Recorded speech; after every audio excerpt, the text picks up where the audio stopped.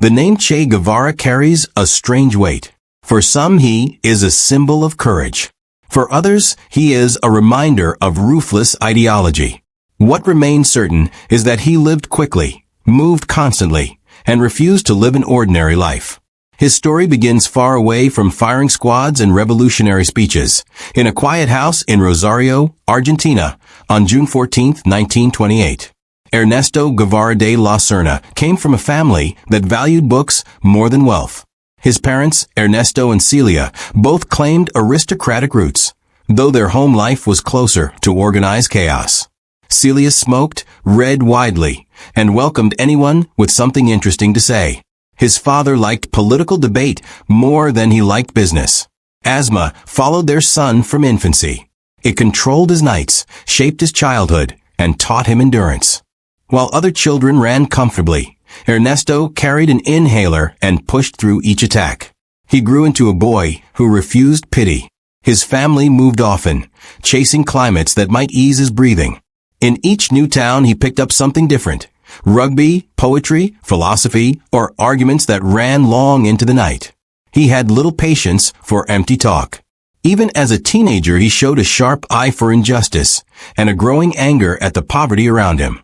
In 1951, at the age of 23, he set off with his friend Alberto Granado on a battered motorcycle named La Poderosa.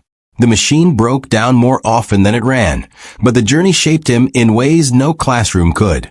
They crossed dusty plains, cold mountains, and forgotten villages where hunger was normal and illness was expected. In Chile, he watched miners live in conditions that resembled punishment. In Peru, he spent time at a leper colony, treating patients with gentle humor and no fear of their illness. These encounters stripped away whatever comfort he had grown up with. They also hardened his belief that the world was built on unfair foundations. By the time he returned to Argentina, he was not simply a young medical student anymore. He was a man convinced that slow reforms were too weak to shift the suffering he had seen. His path crossed destiny in Mexico City in 1955. There he met a thin, intense Cuban exile named Fidel Castro, who spoke of returning home to overthrow Fulgencio Batista's dictatorship. Guevara listened. Something in Castro's certainty matched a fire already burning inside him. He trained with the group, learned to handle weapons, and replaced hesitation with discipline. When Castro invited him to join the expedition to Cuba, Guevara agreed without a pause. He was done watching history from the edge. In late 1956, the rebels sailed from Mexico on a cramped yacht called Granma. The journey was miserable. Men vomited from seasickness, food ran low, and the boat leaked more than it should have. When they reached Cuba's shores, they were ambushed almost immediately. Most of the fighters were killed or captured. A small handful survived and fled into the Sierra Maestre Mountains. Guevara was among them. This is where he changed from doctor to soldier. He patched wounds with hands that still trembled from exhaustion, then picked up a rifle and followed the others deeper into the hills. Before long, Castro placed him in command. Not because he was the most experienced, but because he worked harder than anyone else, asked nothing for himself, and carried an iron will that others followed naturally. In the mountains, Guevara earned both respect and fear. He lived like his men, slept in the mud, and pushed them to obey strict rules. He punished theft, indiscipline, and cruelty. At times his methods were severe, even cold. He believed the revolution required clear lines and firm decisions. Those who served under him recall a man who could be warm one moment and unbending the next. His asthma never left him, yet he refused special treatment. He moved with his inhaler tucked inside his jacket, coughing through attacks while climbing steep trails. The guerrilla war dragged on for years. Bit by bit, the rebels gained ground. Che led key victories, including the famous capture of Santa Clara. Batista fled soon after. On January 1, 1959, the revolution triumphed. By the end of this phase, Che was no longer only a guerrilla fighter. He had become a symbol of fierce idealism, admired by some and feared by many. Yet victory in Cuba was only the beginning. His most controversial actions, his attempts to reshape a nation, and his wandering search for new revolutions were still ahead. When the Cuban Revolution swept into Havana in January 1959, crowds cheered, music filled the streets, and the island carried new hopes on its shoulders. At the heart of this victory stood two faces, Fidel Castro, the strategist, and Che Guevara, the tireless commander who had helped make that victory possible. But power reveals people. It sharpens their beliefs and exposes their edges. For Che, this period showed both the boldness that inspired thousands and the severity that critics still argue about today. Soon after the revolution, Guevara became one of Cuba's central figures. He first headed the industrial department, then moved to the National Bank, and later became Minister of Industries. These were roles far from the battlefield, yet he approached them with the same intensity he brought to war. His office was plain, almost bare. He dressed simply, worked long hours, and refused luxuries.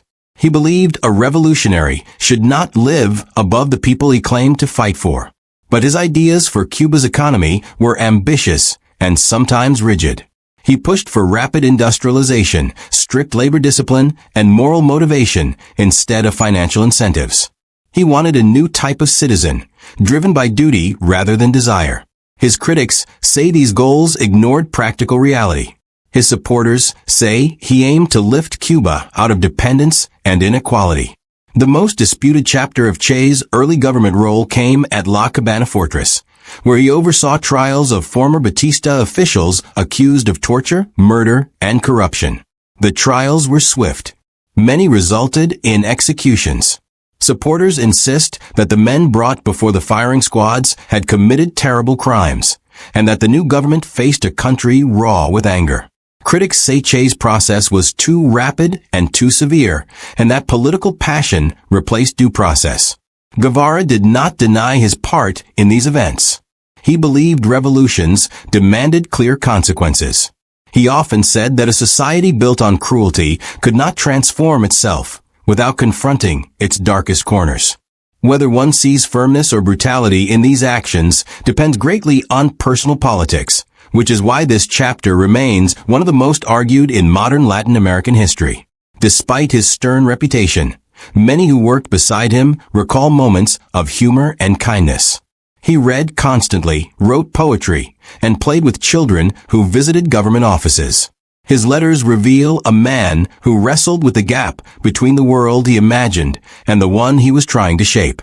Yet he rarely softened his language when speaking about imperialism, inequality, or what he saw as global injustice.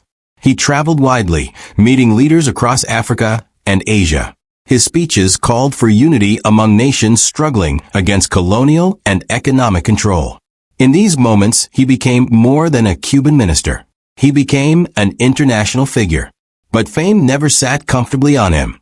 He disliked long ceremonies, avoided personal wealth, and rejected the growing hero image forming around him. His revolutionary uniform remained simple. His asthma still followed him. He stayed restless. As the years passed, Cuba moved closer to the Soviet Union. The relationship brought protection and resources, but also expectations. Che's own vision, however, was often sharper and more demanding than Moscow's. He distrusted half measures. He disliked reliance on big powers. His economic policies clashed with the more cautious approaches favored by other Cuban leaders. He criticized bureaucracy and warned that the revolution risked losing its spirit if it settled for comfort. His honesty, once admired, became uncomfortable.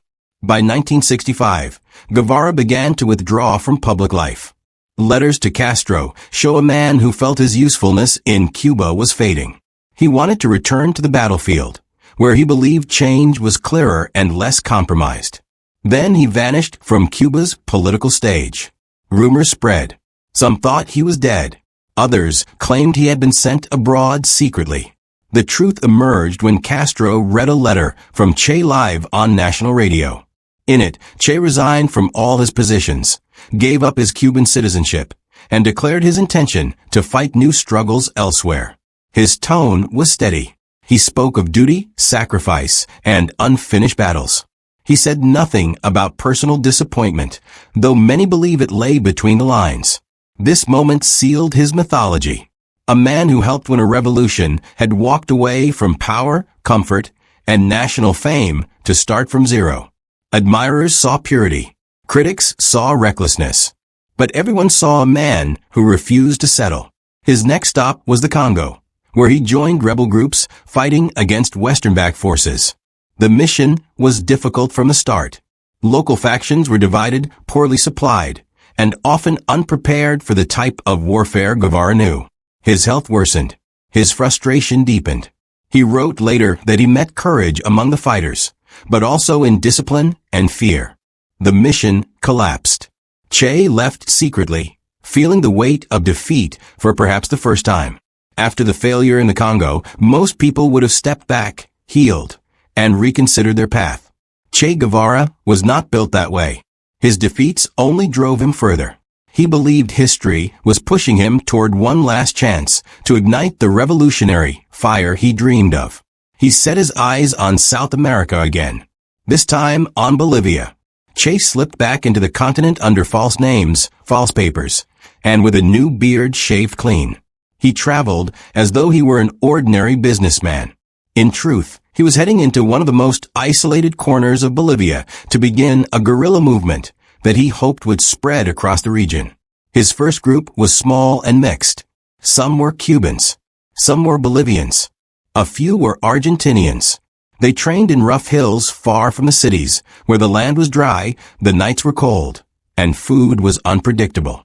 At first, Che believed the peasants would join them quickly, just as they had in the Sierra Maestre years earlier. But Bolivia was not Cuba. The villagers were cautious. They feared government retaliation. Many did not trust outsiders. Some did not even speak Spanish. This early misreading of the terrain placed the group at a disadvantage long before the army fired the first shot. Bolivia's army, though not especially strong, had one advantage Che had not faced before. It was supported by the United States. The CIA tracked movements, intercepted messages, and helped train local units. Supplies began running low. Maps were unreliable. The fighters crossed the same rivers again and again, exhausted and confused. Illness spread. Che's asthma worsened. His diary from these months shows a man fighting the land as much as the army.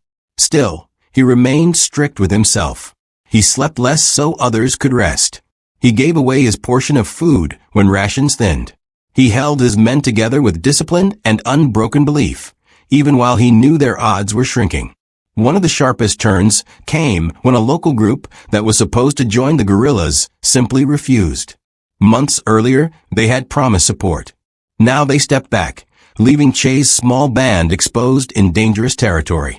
Some historians call it betrayal. Others say it was fear.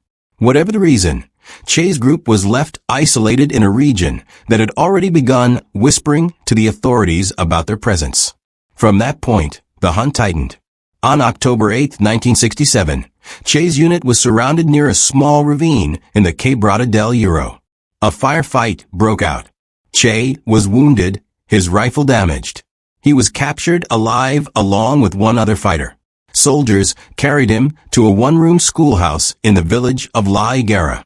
There he sat on a simple bench, hands tied, bruised, and breathing heavily from an asthma attack. Witnesses later described him as composed, almost calm. He asked for tobacco. He refused to beg for his life. Bolivian officials debated what to do next. Executing him risked international outrage. Keeping him alive risked inspiring more rebellion. By morning, the decision was made. On October 9th, a soldier named Mario Turan was brought into the schoolhouse. His orders were clear. Turan hesitated at the door. He later said Che looked straight at him, steady and unafraid. According to several accounts, Che told him to aim well because he was about to fire at a man. The shots struck his chest and legs. He died on the dirt floor. Immediately after, photos were taken. His hands were cut off for identification. His body disappeared into a secret grave for decades. For many, this was not only a killing. It was an attempt to erase a man who had become a symbol larger than any battlefield.